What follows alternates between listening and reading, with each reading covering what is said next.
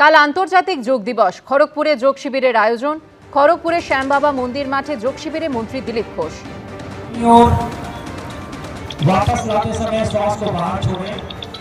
যোগ ব্যায়ামে মন ও স্বাস্থ্য ভালো থাকে, শিবিরে গিয়ে এই বার্তাই দিলেন দিলীপ ঘোষ। পাড়ায় পাড়ায় বাড়িতে বাড়িতে যোগ কর্মসূচি পালন হচ্ছে, এটাই পরিবর্তন। মানুষ এই সব কর্মসূচি পালন করতে চাইছিল, করতে দেওয়া হয়নি, মন্তব্য করেছেন দিলীপ ঘোষ।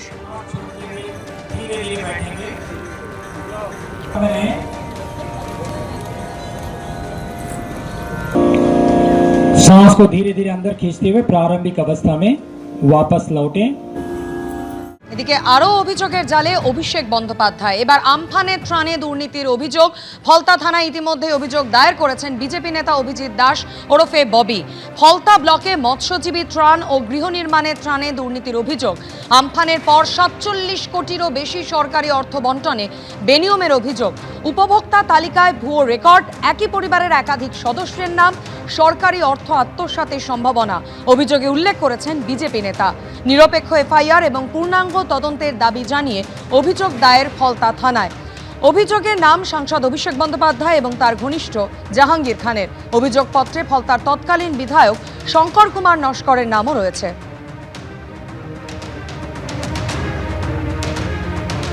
আরও অভিযোগের জালে অভিষেক বন্দ্যোপাধ্যায়। আমফানের ত্রাণে দুর্নীতির অভিযোগ দায়ের ফলতা থানায়। অভিযোগ দায়ের করলেন বিজেপি নেতা অভিজিৎ দাস ওরফে ববি। এই অভিযোগপত্রে নাম রয়েছে সাংসদ অভিষেক বন্দ্যোপাধ্যায়, তার ঘনিষ্ঠ জাহাঙ্গীর খান এবং ফলতার তৎকালীন বিধায়ক শঙ্কর কুমার নস্করের। আরও একবার সরাসরি চলে যাব আমাদের প্রতিনিধি পার্থপ্রতিম ঘোষের কাছে। পার্থপ্রতিম, যে অভিযোগ উঠছে যে বেআইনি জমায়েত করা হয়েছিল, থানায় হামলা চালানো হয়েছিল জাহাঙ্গীর খানকে ছাড়ানোর জন্য, এবং তার স্ত্রীকে কিন্তু গোপন বৈঠক যা তার নেতৃত্বেই করা হয়েছিল আমরা জানতে পারছি, খোঁজই পাওয়া যাচ্ছিল না তার, অবশেষে তার খোঁজ মিলল।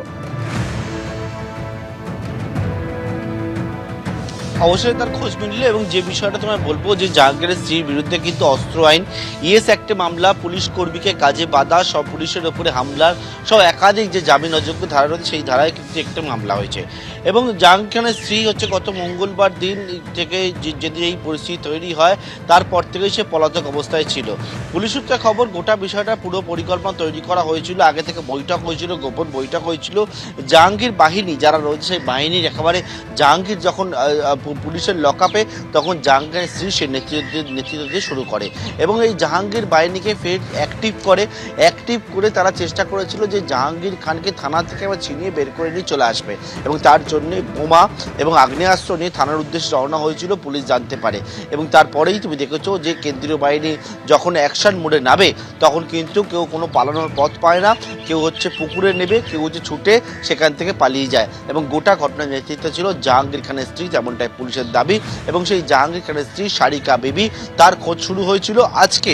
জাহাঙ্গীর খানের স্ত্রীকে গ্রেপ্তার করা হয়েছে আমতলা এবং জুলপিয়ার যে রোড সেই রোড থেকে পালিয়ে যাওয়ার সময়। ধন্যবাদ পার্থপ্রতিম। কিন্তু সেদিন থানায় কি পরিস্থিতির সৃষ্টি হয়? 16 জুন জাহাঙ্গীর খানকে ছাড়াতে তার স্ত্রীর নেতৃত্বেই ফলতা থানায় হামলা হয়। কেন্দ্রীয় বাহিনীর তাড়ায় ছত্রভঙ্গ হয়ে যায় হামলাকারীরা। দেখুন কি পরিস্থিতির সৃষ্টি হয়েছিল।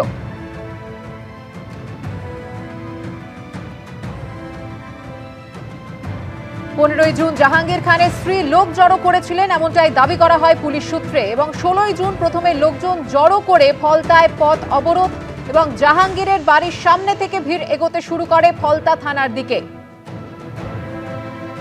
কেন্দ্রীয় বাহিনীর তাড়ায় ছত্রভঙ্গ হয়ে যায় হামলাকারীরা। সাঁতরে ওপারে উঠে ফের পরিমরি করে ছুট লাগান হামলাকারীরা।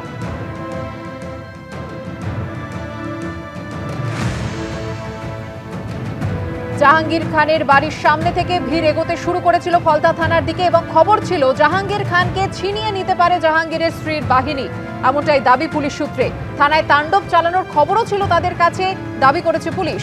এই প্রেক্ষিতেই পুলিশ ও কেন্দ্রীয় বাহিনী অ্যাকশন শুরু করে।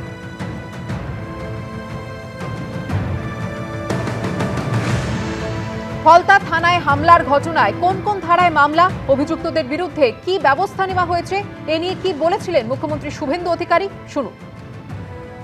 ফলতাতে একটা ক্রিমিনাল মাফিয়াকে মুক্তির জন্য একটা ইনসিডেন্ট 16 তারিখে ঘটেছিল। তার পরিপ্রেক্ষিতে 3টি মামলা ফলতাতে মোট হয়েছে। এবং এই মামলাগুলিতে সমস্ত আমাদের যে বিএনএস এর যে সমস্ত ধারা রয়েছে এবং অ্যান্টি ন্যাশনাল অ্যাক্টিভিটিস, যেহেতু পুলিশ এবং সিএপিএফ এর উপর হামলা করতে এসেছিল, যদিও সফল হয়নি, খুব শক্ত হাতে মোকাবিলা করেছে ওখানে পুলিশ এবং আধা সেনা। তা আমরা আমাদের যে সমস্ত সেকশনগুলো রয়েছে, বিশেষ করে 3/4 ইএস অ্যাক্ট, এই অ্যাক্ট আমরা লাগিয়েছি তিনটেতে। এদের প্রপার্টি অ্যাটাচমেন্ট করে সরকার ক্ষতিপূরণ আদায় করবে। গ্রেফতার ফলতার পুষ্পা জাহাঙ্গীর খানের স্ত্রী। আজ সকালে ডায়মন্ড হারবার জেলা পুলিশের হাতে গ্রেফতার জাহাঙ্গীর খানের স্ত্রী। গাড়ি করে পালানোর সময় বিষ্ণুপুর থানা এলাকার জুলপিয়া রোড থেকে গ্রেফতার করা হয় তাকে, এমনটাই দাবি করেছে পুলিশ। ঠিক কি ঘটেছিল জানতে সরাসরি চলে যাব আমাদের প্রতিনিধি পার্থপ্রতিম ঘোষের কাছে। পার্থপ্রতিম, কিভাবে জাহাঙ্গীর খানের স্ত্রীর খোঁজ পেল পুলিশ, কি জানতে পারছো?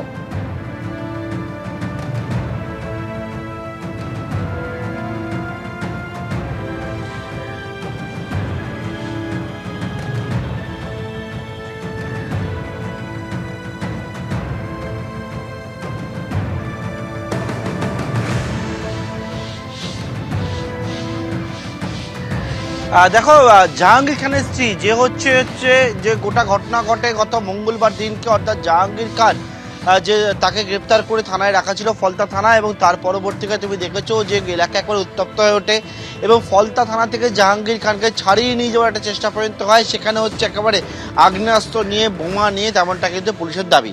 এবং এই ঘটনার পরবর্তীকালে মঙ্গলবার দিন যখন পুলিশ অ্যাকশনে নামে, যখন থানার দিকে তারা রওনা হয়েছিল, তারপরে দেখা যায় যে কেউ হচ্ছে একেবারে নদীতে ঝাঁপ দিয়ে সাঁতার কেটে সে পালায়, কেউ পুকুরে, এবং কেউ হচ্ছে একেবারে ছুটে পালায় সেখান থেকে। এই ঘটনার পর জাহাঙ্গীর খানের স্ত্রীর কিন্তু খোঁজ শুরু করেছিল পুলিশ, কিন্তু জাহাঙ্গীর খানের স্ত্রী সে হচ্ছে পালিয়ে বেড়াচ্ছিল। এরপর যে পুলিশ জানতে পারে যে ফলতা এলাকার মল্লিকপুর, সেখানে যেদিন অর্থাৎ মঙ্গলবার দিন জাহাঙ্গীর খানকে ছাড়ানোর জন্য যে পরিকল্পনা তৈরি করা হয়েছিল, সেটা অনেক আগে থেকেই তৈরি করা হয়েছিল। আগের দিন রাত্রিবেলা, মঙ্গলবার দিনকের ঘটনার আগেই সোমবার রাত্রিবেলা একটা গোপনে বৈঠক হয় এবং পূর্ব পরিকল্পনা হয় তাদের যে জাহাঙ্গীর খান যে থানার মধ্যে রয়েছে ফলতা থানায়, সেখান থেকে তাকে ছাড়িয়ে নিয়ে আসবে। এবং এরপরেই কিন্তু পুলিশ জানাচ্ছে যে সেই মতো প্ল্যান পরিকল্পনা মতো একেবারে মঙ্গলবার সকালবেলা থেকেই জমায়েত এবং তারপরে হচ্ছে থানার উদ্দেশ্যে রওনা। এবং এর পরবর্তীকালে তুমি দেখেছো কি পরিস্থিতি তৈরি হয়েছিল। গোটা ঘটনার পর জাহাঙ্গীর খানের স্ত্রী পালিয়ে বেড়াচ্ছিল এবং আজকে যেমনটা জানতে পারছি, আমতলা থেকে জুলপিয়ার যে রোড রয়েছে যেটা বারুইপুরের দিকে যায়, সেখানে একটা প্রাইভেট গাড়ি বুক করে জাহাঙ্গীর খানের স্ত্রী পালিয়ে যাচ্ছিল। তখনই হচ্ছে পুলিশের কাছে যে খবর ছিল, জাহাঙ্গীর খানের স্ত্রীকে খুঁজছিল ডায়মন্ড হারবার জেলা পুলিশ, ফলতা থানার পুলিশ। তারা হচ্ছে জুলপিয়া রোডে গাড়ি থামায় এবং সেখান থেকে জাহাঙ্গীর খানের স্ত্রীকে পাকড়াও করে এবং আজকে সকাল 7টা নাগাদ জাহাঙ্গীর খানের স্ত্রীকে গ্রেপ্তার করা হয়েছে এবং তাকে আজকে ডায়মন্ড হারবার আদালতে পেশ করে নিজেদের কাস্টাডি প্রেয়ার করবে বলে তেমনটাই পুলিশ জানতে পারছি। এবং এই যে থানায় যে হামলার চেষ্টার যে ঘটনা, সেই ঘটনা ইতিমধ্যে পুলিশ জানাচ্ছে এখনো পর্যন্ত 27 জনকে গ্রেপ্তার করা হয়েছে। পার্থপ্রতিম, তুমি আমাদের সঙ্গে থাকো। এবিপি আনন্দ, এগিয়ে থাকে, এগিয়ে রাখে।